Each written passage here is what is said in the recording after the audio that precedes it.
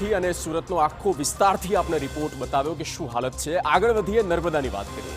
નર્મદાના લોકોએ નર્મદા નદીના વધામણા ઘર આંગણે કરી નાખ્યા। કાલે રાતથી જ ભારે વરસાદ નર્મદાના રાજપીપળામાં થયો। કેટલીક જગ્યાએ સવારે 7 વાગ્યાથી વરસાદ ધોધમાર વરસ્યો અને વરસાદે એવી બેટિંગ કરી કે ઘરનું આંગણું, ગામના રસ્તા બધું જ એક સરખું દેખાવા લાગ્યા। નર્મદાના લોકોને અત્યારે એક જ અનુભવ થઈ રહ્યો છે અને તે છે વરસાદી હાલાકી।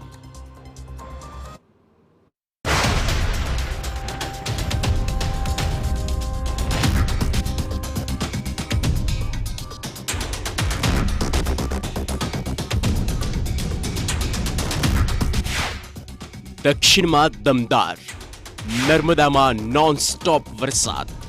સવારે 7 વાગ્યાથી ધોધમાર વરસાદ। નર્મદામાં નોન સ્ટોપ દે ધનાધન વરસાદી બેટિંગ।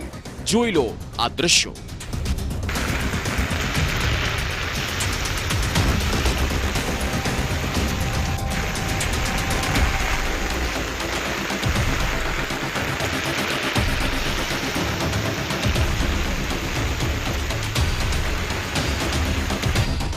માં નર્મદાના ખોળે વરુણદેવ મહેરબાન થયા કે રિસાઈ ગયા એ જાણવું હોય તો આ રિપોર્ટના બધા જ દ્રશ્યો તમે જોઈને જ નક્કી કરી લેજો।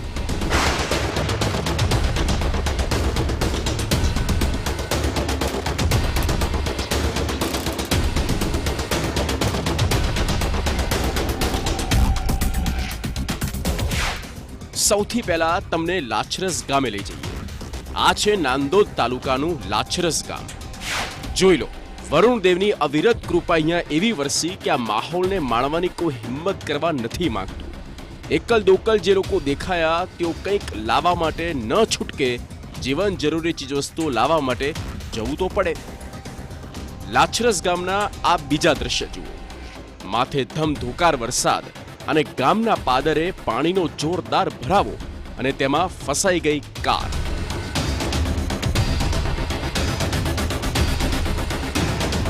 આ કારની મૂવમેન્ટ જોઈને પહેલા તો એવું લાગ્યું કે આગળ જવા જેવું નથી એટલે ગાડી યુ-ટર્ન મારી રહી છે, પણ ના, એવું નહોતું।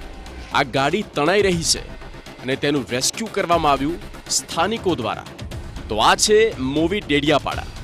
અહીંયા એક તરફ લોકો ઊભા છે, બીજી તરફ પાણી જઈ રહ્યું છે અને તેવામાં આ બોર્ડ।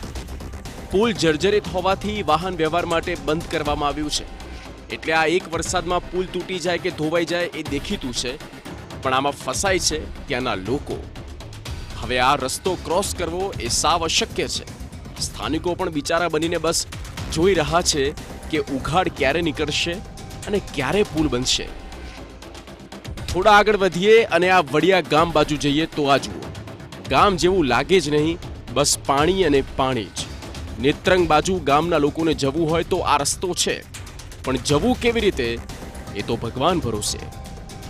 આ બોલેરો કારની ઉપર સાયરન છે, મતલબ કોઈ અધિકારીની ગાડી છે, તેમણે પણ સાહસ ના કરી અને ગાડી પાછી લઈ લીધી। પણ આ વાહન ચાલકો તો ટેવાઈ ગયા હોય એમ હિંમત રાખીને એ નીકળી ગયા। તો આ મુખ્ય રસ્તાઓ છે। હવે આગળ તમને લઈ જઈએ એક સોસાયટીમાં અને આ સોસાયટી જુઓ, ભેકાર ભાસી રહ્યું છે ધોળા દિવસે। ઘરના આંગણ સુધી કે પછી અંદર પણ પાણી જ પાણી। આ બંને લોકો એકબીજાનો સહારો લઈને ઘર તરફ જતા દેખાય છે। પ્રશ્ન એ થાય છે કે આ પાણી હવે ઓસરશે ક્યારે? છે કોઈ જવાબ?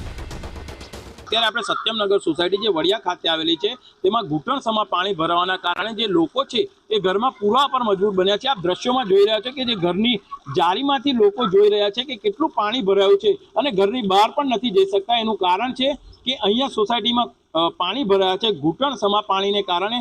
દર વર્ષે આ સોસાયટીમાં આમ તો પાણી ભરાતા હોય છે, પરંતુ પાણીનો નિકાલ લાવવા માટે કોઈ વ્યવસ્થાઓ કરવામાં નથી આવી। રાજપીપળા પાણી પાણી। કાલે રાતથી જ ભારે વરસાદ। નર્મદાના રાજપીપળા જવાનો રસ્તો જોઈ લો।